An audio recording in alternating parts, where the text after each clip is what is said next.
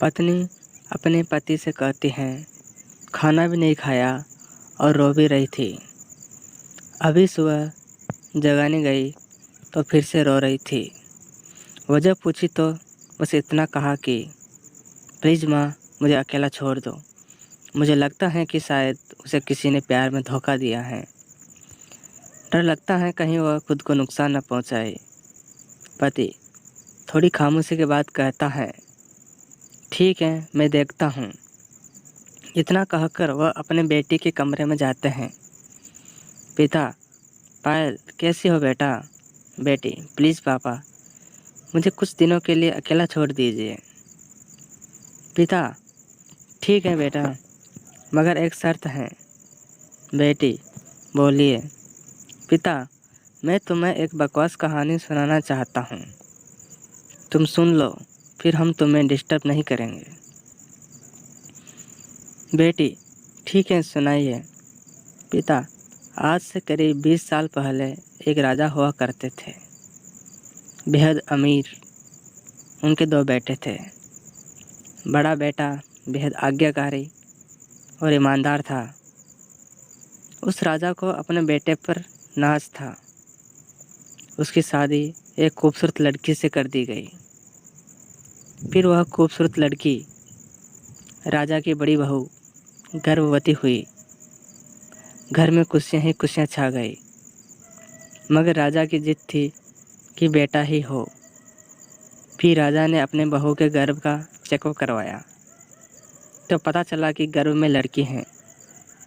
राजा ने बेटे को हुक्म दिया कि लड़की को गिरा दिया जाए। आखिर बड़ा बेटा आज्ञाकारी था, ना तो करेगा नहीं। मगर पता नहीं उस पागल बेवकूफ़ को क्या सूझा कि 2 दिन बाद अपना राजपाट, धन दौलत, शान शौकत सब कुछ छोड़ के अपनी गर्भवती पत्नी को लेकर महल से गायब हो गया।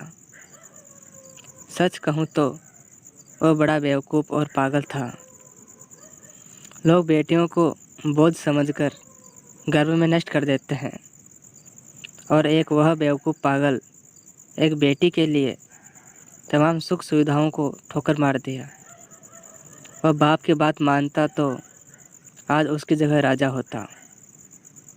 न जाने वह बेटी के लिए पागल बाप न जाने किस हालत में होगा। तभी पायल की माँ वहाँ आकर कहती हैं कि वह बेटी के लिए पागल शख्स और कोई नहीं, यही तेरे पिताजी हैं जो तुझे अपनी सच्ची कहानी सुना रहे हैं।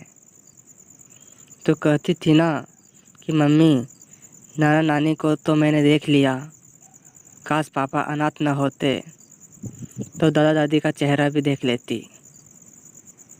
तेरे पापा अनाथ नहीं हैं। तू बड़ी होकर जिद न करे दादा दादी से मिलने की, इसलिए तुझसे सच छुपाया गया। फिर तेरे पापा ने तेरे पैदा होने के बाद एक कसम ली कि तेरे अलावा दूसरा संतान फिर कभी नहीं बनाएंगे। अखबार में इश्तहार देकर तेरे दादा दादी ने बेटी को लेकर ही वापस आने को कहा। मैंने भी जोर दिया वापस जाने को, मगर तुझे गोदी में उठाकर तेरे पापा ने बस इतना ही कहा कि जिस घर में मेरी प्रिंसेस की हत्या का प्रमाण निकाला गया हो, वहाँ एक राजा कैसे सांस ले सकता है। अब नज़ारा अलग था। पायल की आंखों में पापा के लिए सम्मान, उनकी मोहब्बत के लिए ढेरों सारा प्यार और उनकी कुर्बानी के लिए इबादत करने को जी कर रहा था। आंसू थमने का नाम नहीं ले रहे थे, मगर सब कुछ अब सिर्फ पापा के लिए था। पापा ने बस आखिरी शब्द इतना ही कहा अपनी बेटी को कि मैं नहीं जानता बेटा कि दुनिया तेरे बारे में क्या सोचती है, मगर तुम मेरे लिए बेहद अनमोल हैं। भले मैं आज कहीं का राजा नहीं रहा, मगर तू कल भी आज भी और सदा ही मेरी प्रिंसेस ही रहेगी। बेटी ने दौड़कर अपने पापा को गले लगाकर रोते हुए कहा कि आप असली राजा हो और मैं आपकी प्रिंसेस।